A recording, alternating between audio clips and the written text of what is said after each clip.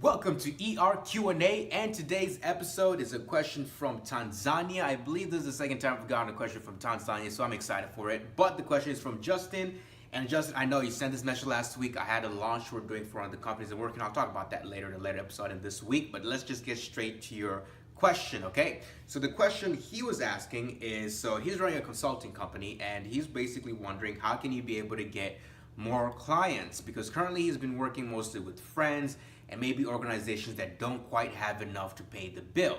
And so I'm gonna be able to rephrase this question a little bit, and we'll talk about the whole part about getting clients who can be able to pay more. But the key question here, Justin, I'm able to get from you is basically how to approach more potential clients, because that's kind of what you say towards here.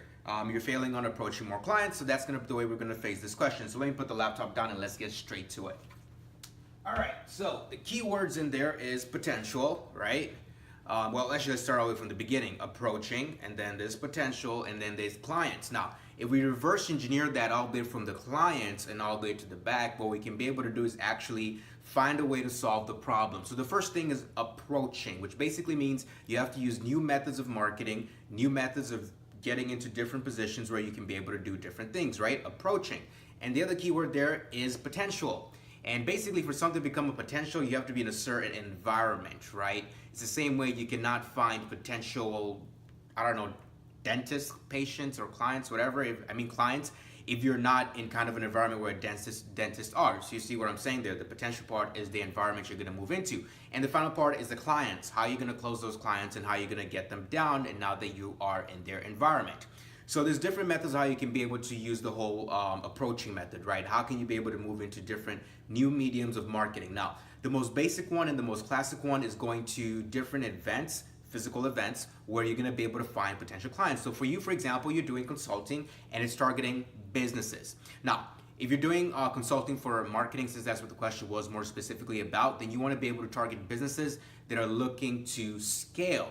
So in the beginning, you want to target small businesses. A lot of people think that, hey, I want to go target a big business, but usually big businesses are big, and big businesses are a little bit tougher to move around since they have just a kind of a systematic way of working, and it might be a little bit more difficult to basically show them that you have better ways for them to market. So you want to target small businesses that are starting up, and you want to target businesses that are already kind of generating some kind of cash flow for them to be able to afford to pay you, right? The whole question about them making the bill. You can be able to approach startups, but startups might be able to pay depending on where they are, but usually target small businesses that have been there for a while, they're established, and they have a little bit of cash to experiment with. It's very key for them to have cash to experiment with, especially when you're trying to show them a new product. It allows them to be able to take a risk on you, okay? I know you're not at risk, but that's how it is in their mindset because you're investing.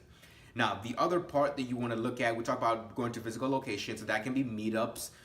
It can either be events where you can be able to find small businesses go to, and maybe even just go write down a list of small businesses around you and just go to them and maybe pick hours where they're not too busy, because if you pick an hour where they're too busy, they might not be able to talk to you. So maybe pick a time where you know they're not too busy and just go up there and just ask them like, hey, this is what I do, leave them a card, whatever it might be, and tell them to contact you later.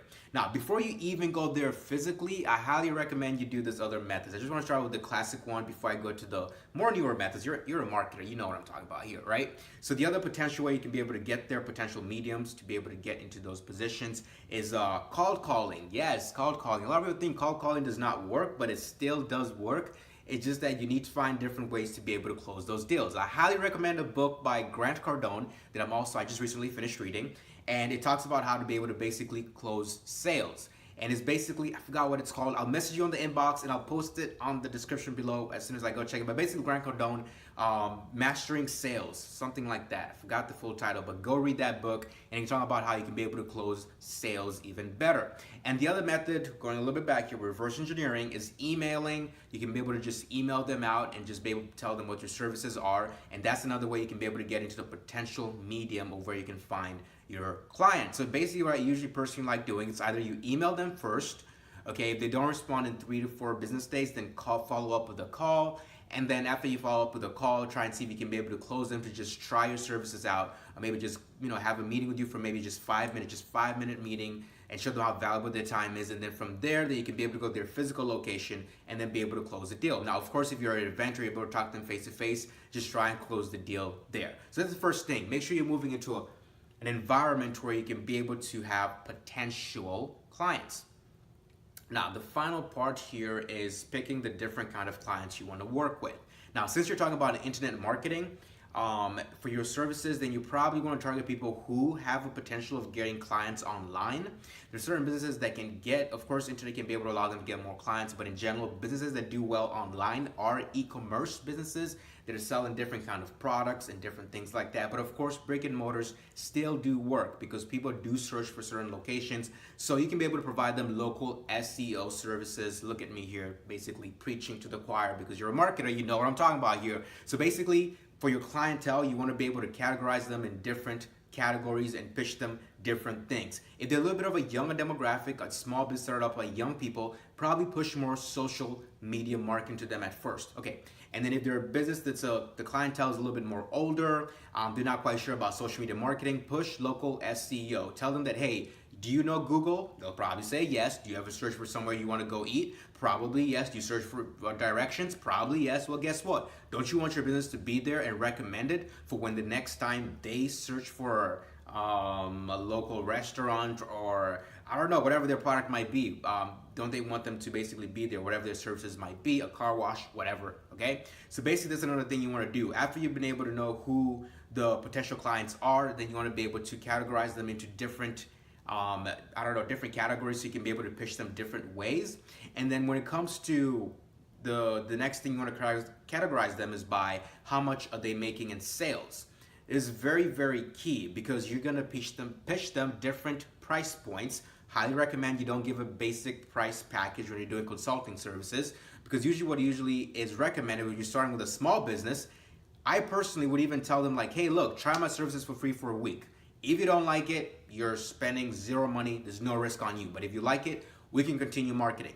And if the other business, and then if it's a business that's a little bit generating more money, they have more money, trick them like, hey, look, I'm gonna give you 50% off for the first month. Just try it out. If you don't like it, you know, you can cancel out. There's no obligation. There's no contracts. You can leave and opt out anytime you want. That's another option you can be able to do. Now, another great option that usually works very well when you're doing sales pitches is basically money back guarantee within 30 days. If it doesn't work for you, you don't like it, we'll give you the money back 30 days guaranteed. Now, some people usually think like, hey, that might not be a good way to close deals, but it actually is because when you go to a website or you go to a store and you're buying something, they tell you have a 30-day money back guarantee.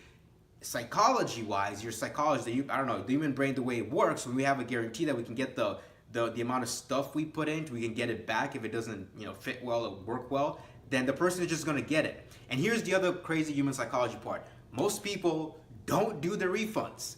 They don't, okay? Some people might even get the product and never use it and still not even go and do the refund. The only people who are going to do a refund are either people who are completely mad at the services, they don't like it, it was completely horrible. And so this is where the next key part when it comes to providing money back guarantee. Provide them good customer service along the way because a lot of people, human beings, love to be shown that they're cared for even if the service is not the best.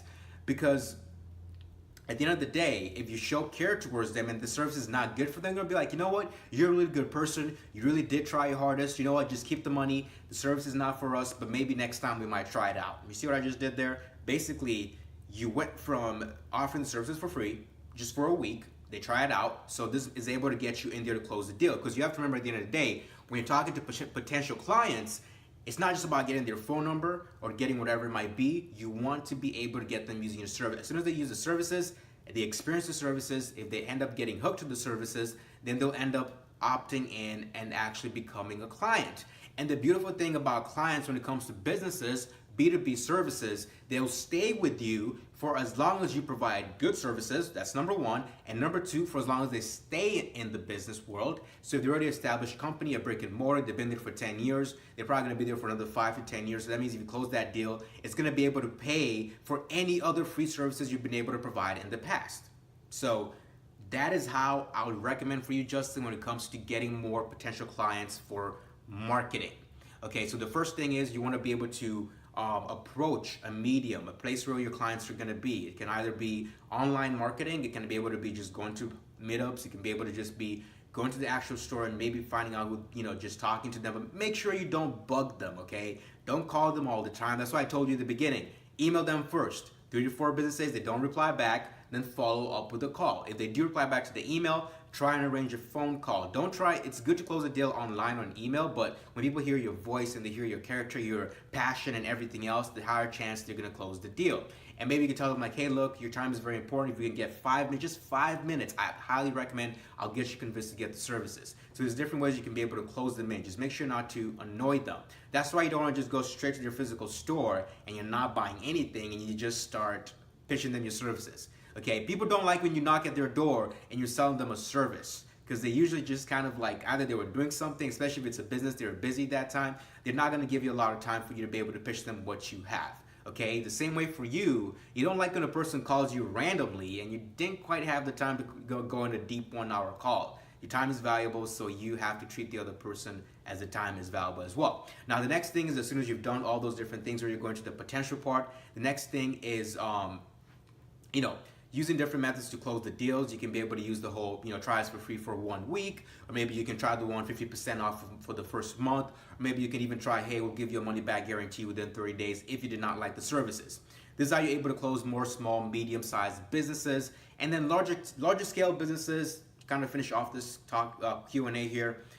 You want to be able to build a pretty good portfolio. Now, you talked about how you've already been providing services to your friends and maybe small startups. I'm not sure, you didn't go too much in detail on that part, but you've been providing services for your friends. That's great. If you can be able to prove, and you can go watch one of my videos that's called, how a young entrepreneur can build credibility. I talk about in that video, if you can be able to prove something visually, so you can be able to just show the clients like, hey, look, business A, don't tell them it's your friend, just tell them it's a business you helped market, okay? So you can tell them business A, I was able to help them scale to this point. They have more interaction on your social media. They have more customers coming in. And of course, if you're providing a consulting service, it's kind of like a consulting Q&A thing here. You can be able to customize in different ways. If you're providing lawn mowing services, then basically show them like, hey, look, this person's lawn was basically yellow before. Is it yellow? Yeah, basically the grass was dead, and now look at this. It's green, it's better, it's, you have good landscaping services. If you're a chef, whatever services you might be for catering, catering food consulting kind of in a similar way, then you can be able to show like, hey, look, these people have 5 out of 5 stars in our food. So basically show them you can be able to do something good, because large businesses don't like taking large risks because they have such a large movement in their company. So if they're gonna depend on you, they wanna make sure they can actually depend on you. And the only way you can show them you can do that is by showing them your track record. So that's the final part when it comes to closing larger businesses. So just start small. You've done the first phase, you've done with your friends and family members, that's perfect. Now move over to small size businesses, then medium size, and then large size to whatever businesses, whatever enterprise it might be. And then finally, the one tip I can give you to getting more potential clients is, this is the final thing. Don't try to move too fast. Too many people think that, hey, I'm providing consulting services, I want to get 50 clients by the end of the month. Trust me, you do not want to do that. Just target maybe 2 to 3 new clients at the end of the month, because if you end up getting so many different clients and you don't really have the manpower to be able to handle those clients and provide good customer service, good customer relationship, it's gonna make you lose some of the clients. You've heard of the whole thing. It's much harder, okay, to get a new client, but it's quite easy to lose them.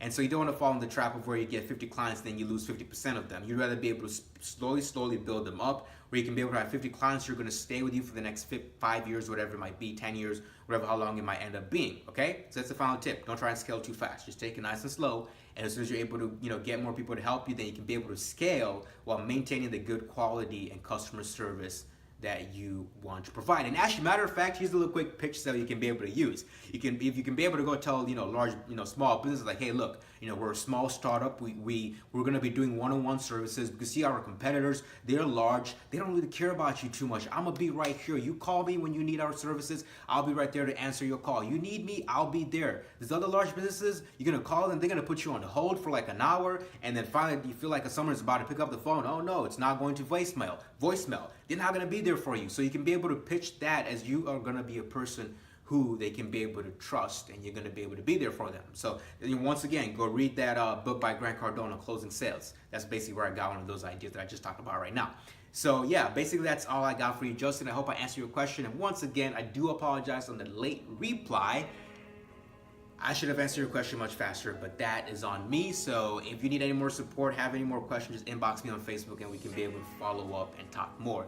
Anyway, thank you very much for watching. And by the way, anyone else who has a Q&A question, just send it over Facebook message. That's where most people usually send it, on the inbox, but you can be able to do the comment section on Facebook or Instagram, whatever it might be. And yeah, see you guys on the next episode. Peace, 2D out.